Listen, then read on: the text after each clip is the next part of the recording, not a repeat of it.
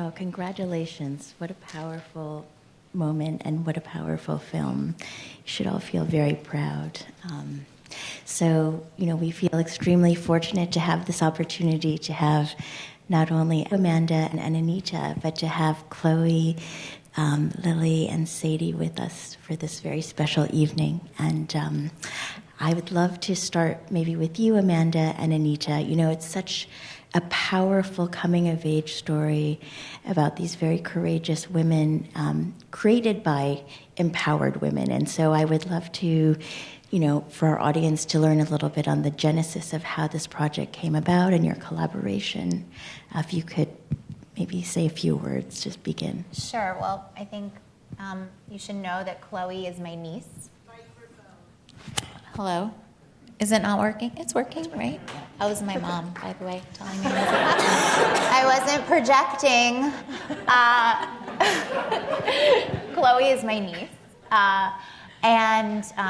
For me, all films, all creative projects start with a moment, an image. And when my brother and my sister-in-law told me that they were having Chloe's bat mitzvah at the wall in Jerusalem, that image of Chloe surrounded by our big Jewish family and everything that had to happen in order for that moment to happen, and all the hands I knew had, touched her along the way, I just asked if I could film the bat mitzvah. So that's really how it started.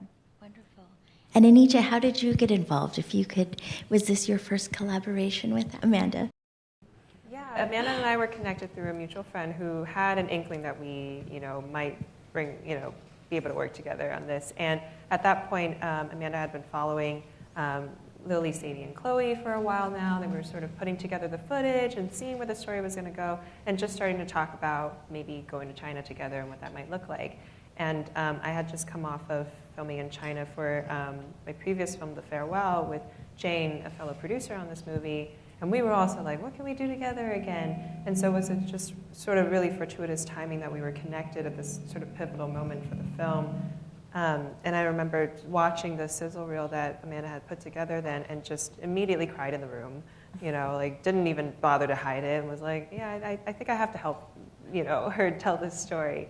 It just spoke to me in such a deep way immediately. And so, yeah, I was really lucky to, become involved and meet these girls. Yeah.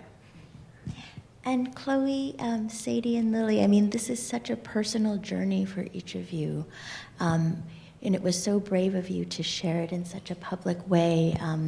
Did it take a lot of convincing from Amanda and Anita to get you to become involved? Or did you feel okay to be opened up in this way? Did it evolve more organically? Or, if you could share a little bit about how this process affected your individual processes that we saw through the film. I would say that it happened very organically. Like, it was started with the filming of my bat mitzvah, and my Aunt Amanda made sure I knew that this was only going to be a home movie, that I didn't let it get to my head or whatever, so, this isn't going anywhere. And clearly, it grew a bit, and it just happened very fast, I would say. Yeah. 4.5 years. It's quite a journey. How about you, Sadie? I was just kind of like, oh, who wouldn't want to be part of a documentary? Like, that's kind of cool. So I was kind of like, okay, I'm on board. Yeah. Well, actually, for me, I was in high school and I was in class, and I got a message from Amanda, and it's not a normal message you get every day. So I screenshotted it and I sent it to my mom, and my mom goes, "This is a scam. This isn't real. This isn't real." And I was like, I don't know. I think it's kind of legit. And then Amanda gave her number, and I think we talked on FaceTime. And I didn't show my face. It was like, oh my gosh, identity theft. And so I literally kind of hid my face. And then she popped up, she's like, "Hi, I'm Amanda." And I was like, oh, okay, she's real. I was like, okay, this is real. And then my mom and I definitely had to think about it, because if I'm going to be involved, my mom and my family are too. And so we watched her other film, Step, and then my mom and I are like bawling our eyes out. We're like, we have to do it, like we're gonna do it. So that's how I became a part of this. And at that time, at what point of your relationship with each other were you? Or did you find yourself through the process of the making of this film? If you could talk about how kind of your individual relationships evolved in correlation with the filming of the documentary? It was very weird. They were strangers, and we were told to like hug. I was like, oh my God, like who are these people? But quickly we became really close, and it happened very fast. I would say like there was just like an underlying connection that like you just don't have with other people. And I think to add on to that, like with filming, that's something we all, because I mean, I can't talk with my friends and be like, oh my gosh, I filmed and I did this and I did this. That's something that really brought us together, was filming, is something that we had in common. So, yeah. Yeah, I mean, it was definitely awkward at first. Amanda had to push us to like talk to each other on FaceTime. We'd be like, how's your day? Good. And yeah, a lot of forced hugging in the beginning, but then like, I don't know, being like stuck on a trip to China together, spending every hour, you kind of become like really close, so yeah. That was what was really beautiful for all of us, like behind the scenes, and the parents and siblings to watch, was the three of them, kind of fall in love with each other. And, those were the moments where I just took like my filmmaking hat off, and I was just an aunt, and I was just excited for her to have these cousins, and excited for our family and the other families to have this like one big family, and that's really what it feels like. And, Sadie and Lily feel like my nieces now too. We really are all family. No, that's wonderful. I mean, and you can really sense through the documentary just the immense trust and love and optimism and, just that feeling of coming together as a family. I think that gets conveyed so powerfully through the film. So maybe we can take another little tack and thinking about identity, right? Because I think all three of you, grew up in what it seemed like to be very homogenous communities, where there probably weren't a lot of other Asians in your orbit. I mean, and for myself, I'm an ABC. I grew up, with Chinese parents, but in a very homogenous community in Michigan. And so, for me, as growing up as one of the few, not even just Asians, but minorities in my community, I think it took me a long time to just really get very centered in my own sense of self and my identity as an American, but also as a Chinese American woman. And so I wonder for each of you, just if your experiences growing up in those similar kinds of communities, I mean, and again, that's just my conjecture from the documentary, if that inspired your desire to seek your roots in China. If you could talk a little bit about that experience. At first, I didn't really think much about it. I honestly kind of just thought that I fit in right with, like, I guess my homogenous community. And honestly, just like over the filming process, I realized like I have a different identity from all of them. And it's kind of scary and new, but it kind of makes me excited for the film to come out, because then people can learn about that side of my identity. I would say the same thing. I had a really good friend group like growing up, and my family was always very supportive. I think what made me more want to do this was I went through a hard time in high school, and adoption was something I really pushed aside growing up just because I was very content and happy with my life. But I think kind of pushing it aside, a lot of the emotions kind of built up as I got older and I matured, and I think that's when I realized that I wanted to learn more about my heritage and about my adoption side. I think that just kind of going off of Lily and Sadie, like when you grow up in like those types of communities, you don't really necessarily know that you're different. Like you know that you're different, you don't look like them, but like you do all the same things as them, and like you participate in like normal kid activity. So I think that like just like taking a part in the film is really like a step away from that, and really just like connecting, going back to like that small child that was like kind of like left behind kind of in your life. And Amanda, from the documenter's perspective, did you have, once you started realizing that this was going to be more than a home movie, how did you kind of structure the trajectory or the focus of what you were creating, or were you allowing it to evolve organically, and it was only after and maybe what was the end point that you realized, like, okay, this is the story, and this is how I'm going to shape the story from, what I've collected through 4.5 years? Well, I would say I think I knew it was a real movie when I had gone and met Sadie and her family and spent amazing time with them in their home. And then I went and met Lily and her wonderful family. And I thought what they were all saying was so similar and yet so different. And then they each had their own individual journey. And I just knew that I wanted to follow that journey and watch them, come of age. And they were at all these different moments. So that was really the propulsion, was to tell these very unique feminine stories. But I think, meeting Leo Howe really changed the engine of the movie, and she became our engine because she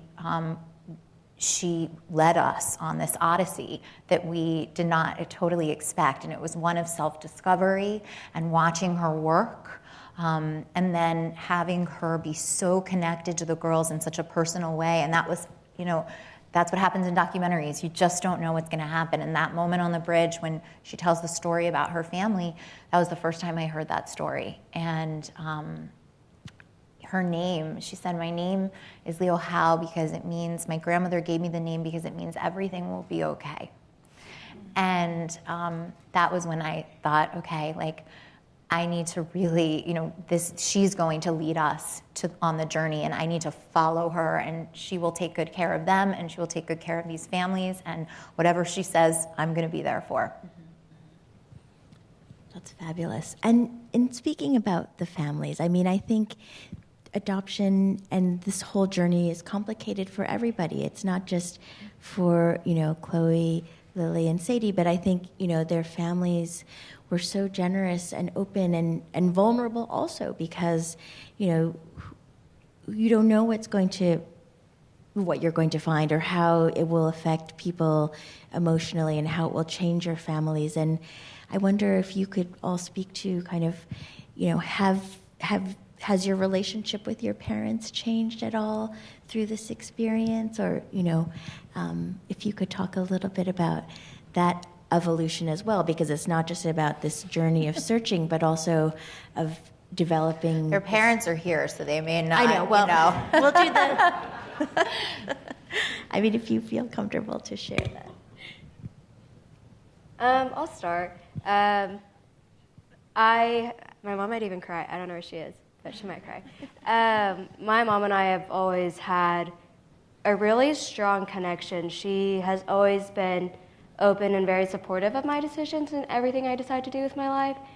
And even when I was younger, she always made it known that if I wanted to find my birth parents, she would be there for me, like 100% of the time, backing me up.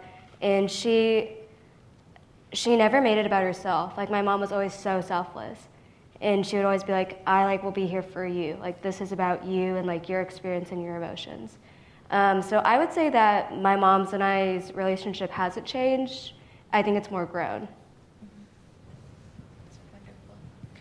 I learned so much from watching the parents and how they were there when they needed to be there, and how they pulled back, and how they let the three of them be together or with Leo Howe, and just, I think all of us, our whole crew, we learned so much about parenting from watching them let them grow up.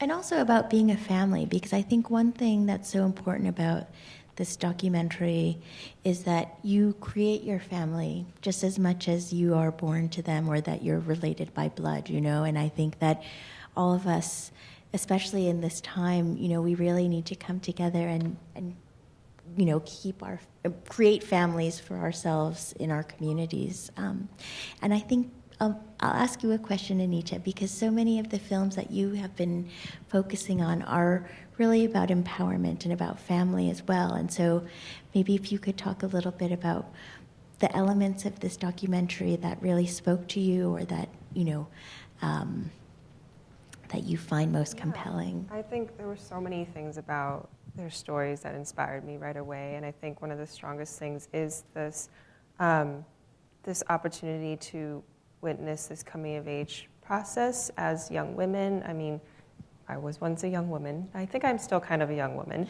So I'm still figuring stuff out, and I'm just watching them, you know, go through this so bravely on their own, but, you know, with the support of each other. I think that's ultimately what family is about, right? However you want to define it, it's that support system that you find or create for yourself in confronting all these sort of maybe tougher moments in your life, especially in these pivotal moments where you really have no experience to inform where this is going to go or how you're going to handle things.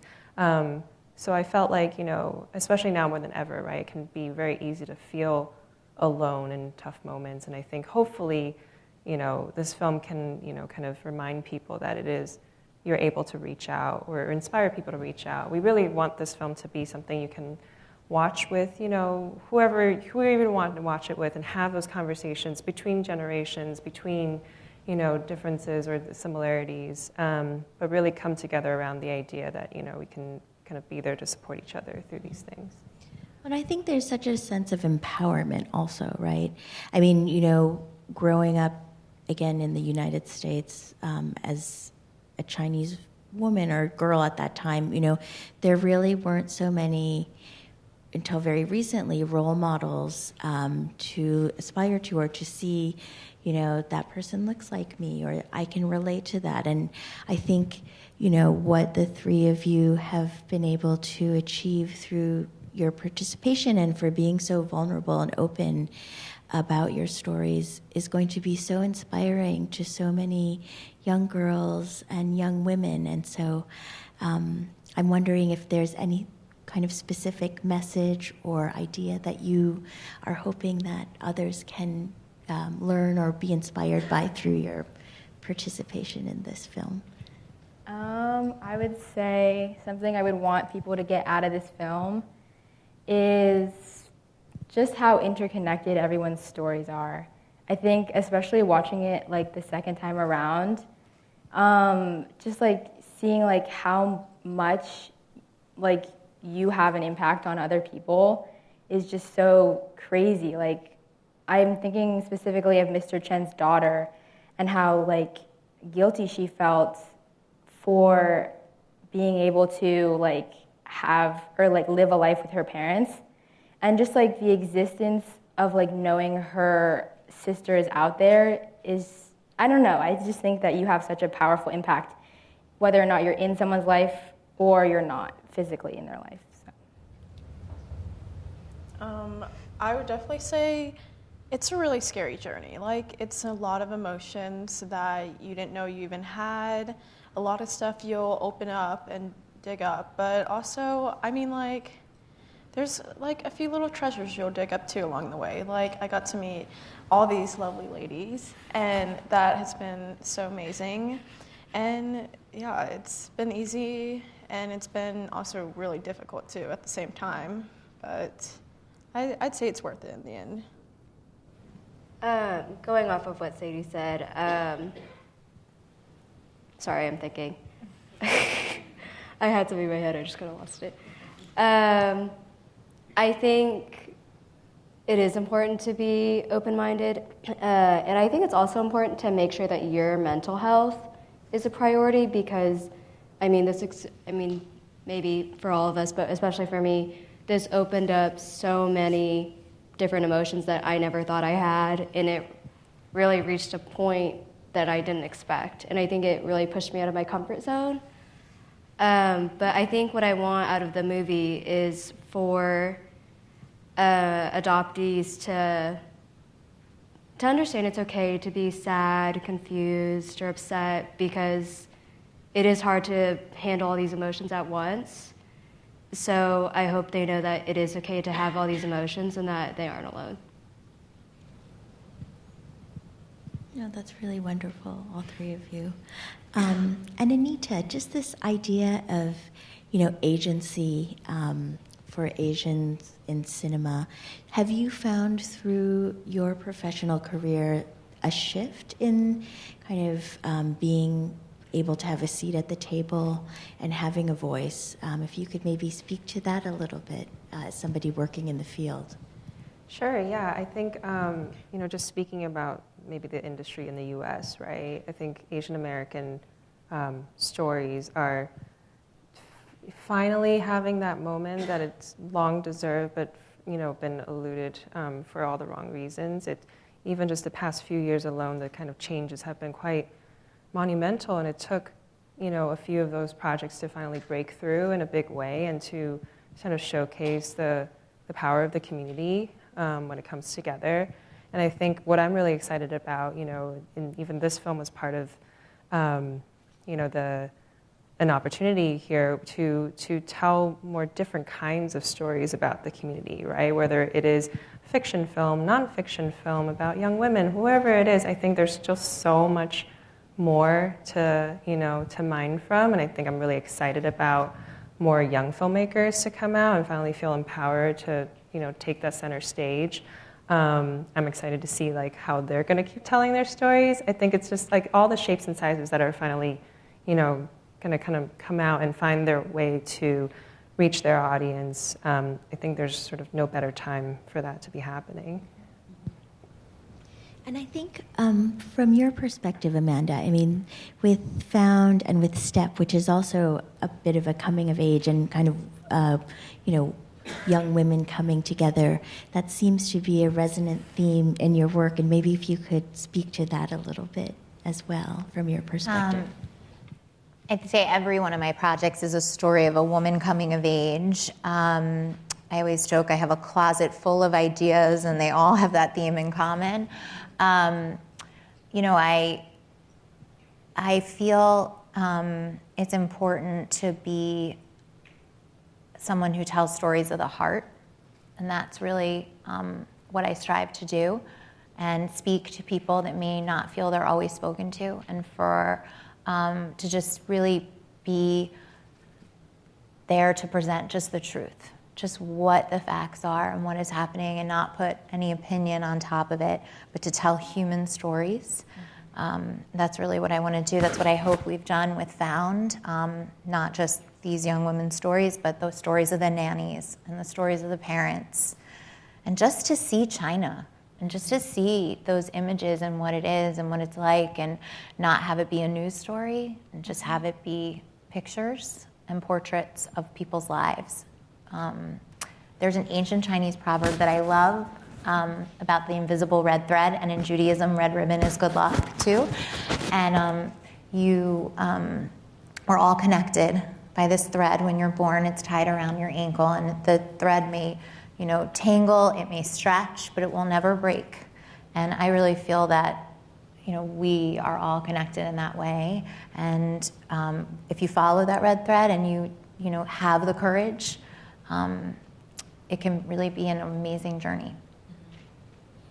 No, that's really beautiful. And I think you touched upon something in your explanation that really conveys the power of art to illuminate larger issues in society, because I think it's not just the story of these three young women coming of age, but it's also a country coming of age. I mean, looking at the extreme shifts, the socio-political shifts in China, and how it profoundly affected generations, at least 2 generations of Chinese citizens, and the international ramifications that has. I mean, and so in that way, it's this microcosm, but you're talking about a much more macro dynamic that is really so influential in, like what you're saying with the red thread, I mean, across continents and across generations. And it also applies to, not just young women who were born in China and adopted into American families. It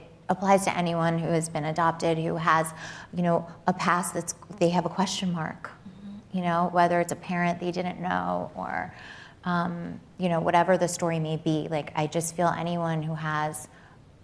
everyone has a story and everybody wants to fill that in. And I think everyone will relate to a different journey that these girls have gone on, and they will identify with something different in it.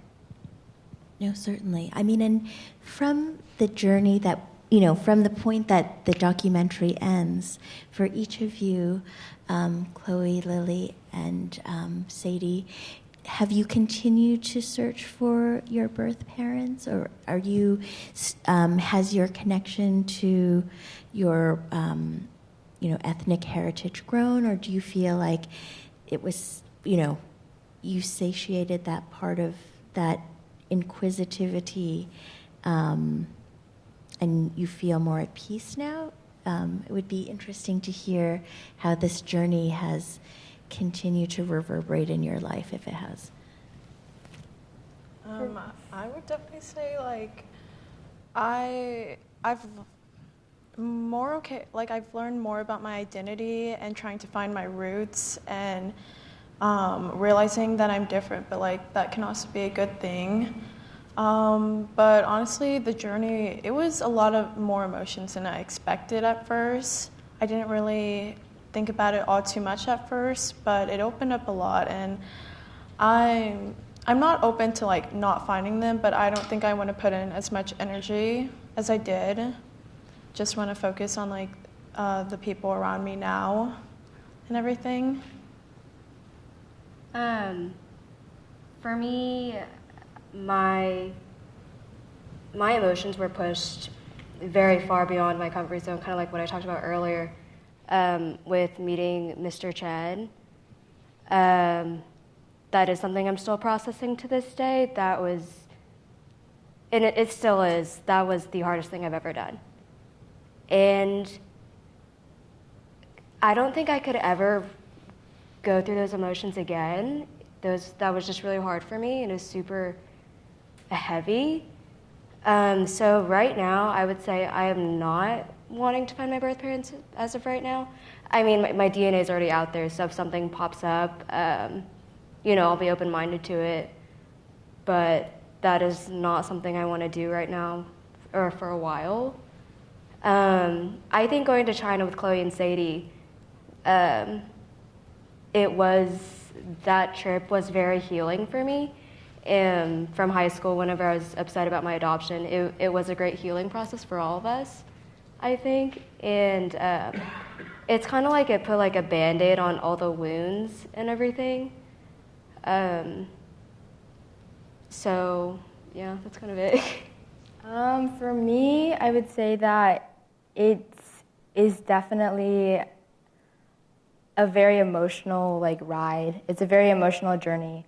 I think it was just the start. I think it's takes so much time to process things. I think something I've learned is definitely don't rush the healing process. I feel like every time I'm close to getting there, just something else happens, and I discover this new patch that just needs to be worked through.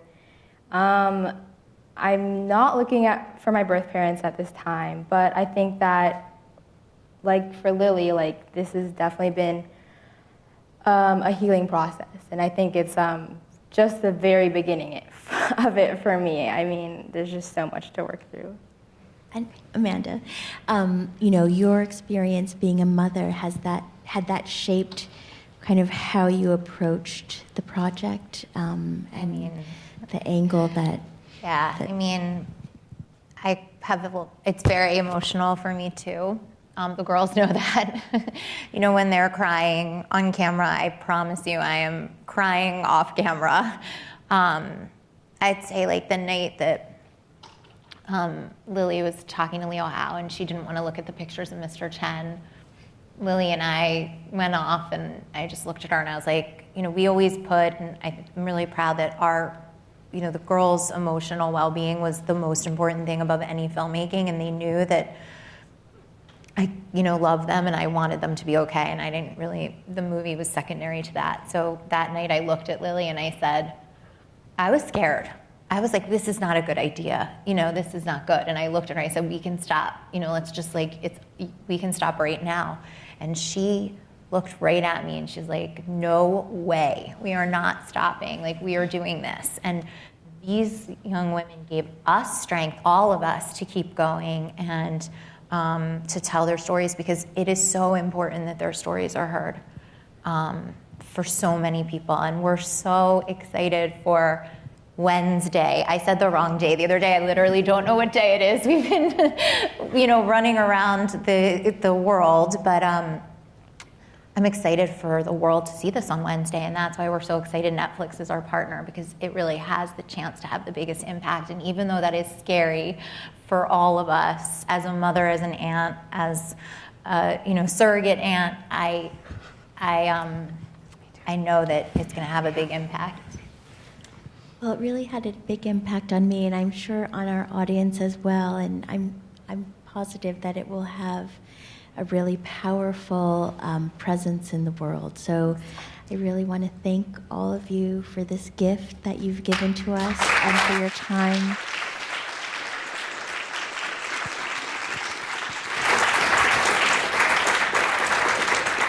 So I think we have a couple of minutes. If there's any questions from the audience, we have a microphone down here. Please feel free to come down and ask your questions. I think there's a couple of people coming down. Well, you can shout it out. We can hear you. Hi, I'm Mary. I'm from the board of the Families with Children from China of Greater New York, and many of our board members are here, parents and adoptees alike.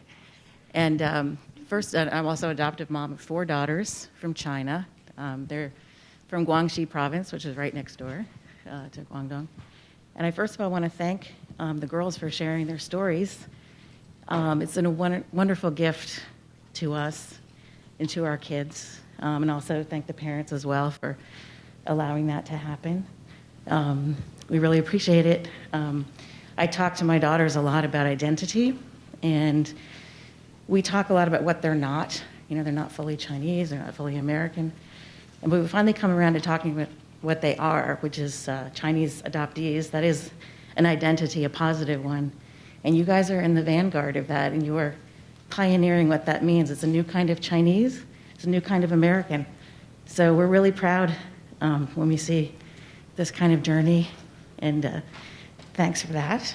And I also want to ask about the process of filmmaking in China. Was it difficult? Did you have issues with the government? Did Liu Hao have trouble with the government? Movie in China. This is who you want to be in business with. I promise you. Definitely, and Jane Zheng.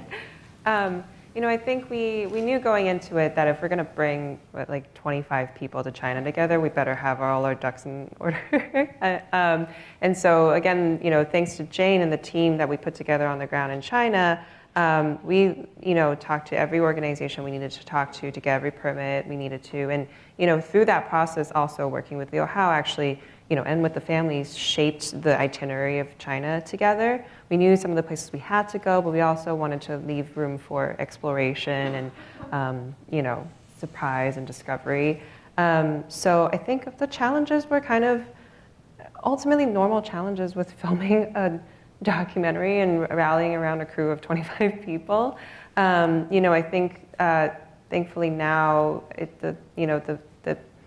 the policy is a thing of the past, and certainly, it's the effects of it. Obviously, we're still seeing, but at least right now, I think it's easier to sort of approach the subject, especially because we went in knowing that it was really about the girls and them getting to know China, getting time to spend with each other. That was a backdrop, right? And it was sort of unavoidable, but really, we conveyed that our focus was about this shared journey more than anything else. So, it was sort of all hands on deck and we navigated it, but it was ultimately, hopefully, a really fun trip for everybody, yeah. And did Leo, how was that just like her Waterloo and then she moved out of the business, or what? I mean, why she stopped doing the work she was doing? I think she was in a moment in her life where she just knew that she wanted to explore more. I mean, she was so good at her job. We were even joking with her, we're like, get ready for some phone calls to call you back. Because we would certainly recommend working with her. And again, like having her involved, it was a nice surprise for us and how much easier she made the journey for us. She was really such a great guide for us in every which way, and an emotional guide even too, in building the trust with the people we've met on the ground. And I think she's young. She has so much heart. Also, we came home January 20th, 2020, right before COVID. So she was not doing. She had this big chunk of time where she was she wasn't working. She wasn't doing her work, and because people were not coming to China, and so she kind of decided to take a chance and try something new. Thank you so much. Thank you, Mary.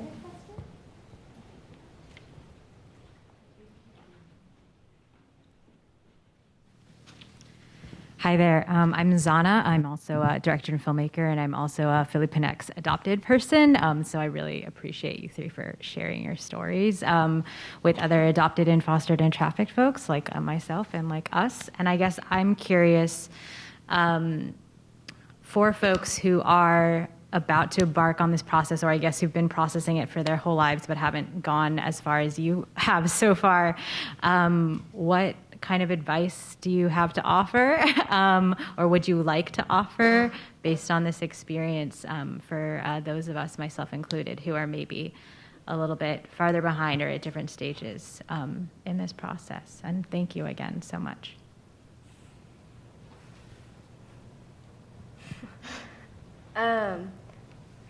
I would say just be very open-minded. I mean, we obviously we all did a lot of stuff that I think not a lot of people would be able to get to do.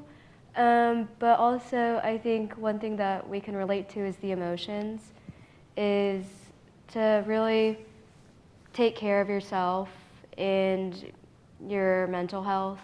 I think that's super important because you never know how you're going to be feeling whenever you get results back, and it can get really anxious just waiting for results if you are going to submit them or whatever you're trying to find. So I think it's important to be open-minded and to take care of yourself. I would agree with Lily. I would say, honestly, get a therapist. But I don't know, be gentle with yourself as well. I think be gentle with yourself, be gentle with the people around you. I think it's a very new thing to be looking into, and I think it's a lot more delicate than, the world perceives it as. Honestly, what they said, definitely a therapist helps, or any support system really, because you're going to have a lot of emotions through this entire journey, and you're going to need somebody to vent about it, express them to. And I think honestly having them has been a lot of help. Same with having my therapist, that has been a lot of help. So yeah, definitely have some support behind you during this journey. You have a therapist, so I've also made one step. Thank you so much. Another question? Yep. Hi, my name's Hannah. I am also on the board of directors for Families with Children from China. I'm an adoptee, and I'm also a social worker. My question, I guess for anyone on the stage, was given that the population of adoptees from China, it's not a small number. We're a very significant population, and we're a very significant community, as are the larger Asian adoptee diaspora. I was wondering what consults you took with this process of adult adoptees who have probably already gone through this journey and have thought about reunification.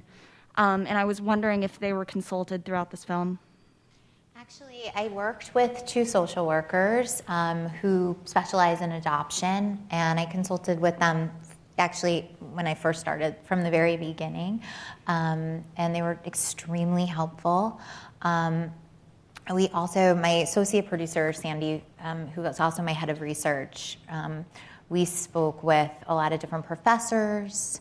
We had a lot of research going in before we really kind of went down the path of finding Liu Hao and My China Roots, and then they had such an expertise. What we loved about them is that it wasn't just about adoption.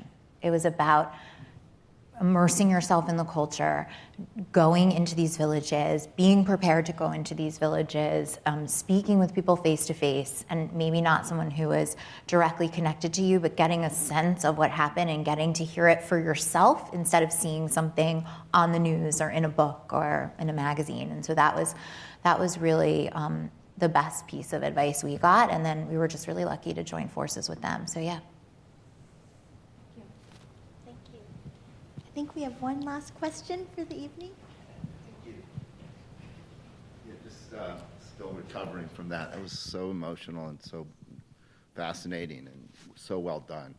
I'm just curious, kind of going forward, how this is going to be shown, if it's going to be shown in China, and what impact that will have, and what is kind of the state of DNA testing in China. How much is it growing, and like what are the prospects from that standpoint? Well, I'll just speak to the DNA portion of it. So Amanda Phillips, who was actually with us in New York, we all got to meet her this weekend.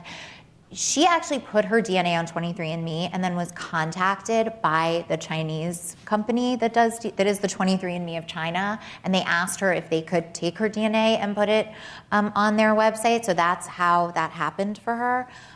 It is certainly growing, but I think the educating the community on DNA, what it is, that it can be trusted, that work still needs to happen for sure, I think, on the ground in China, and I'll let Anita kind of answer the rest of the question. It's just similar to what I was saying before. I think there's more of a there's more of an attitude shift towards wanting to, in terms of thinking about heritage and connection, and maybe again, like similar to this journey that we witnessed, like answering questions combined with the way technology has evolved. So even My China Roots is one of many different organizations in China we could have worked with.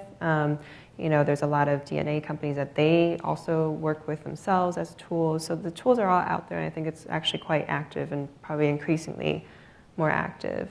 In terms of if the film will show in China, Netflix is an amazing global platform. China is one of the places where they're not, sort of active in, but we hope that, we so want to show the film there, and I think we're figuring out what's the best approach to doing that. So yeah, I think hopefully we'll have good news to share soon. Great, thank you. Well, thank you very much for those insightful questions. And I just want to thank our panel again, Amanda, Anita, Sadie, Lily, and Chloe. Thank you so much for sharing your insights, your passion, and thank you all.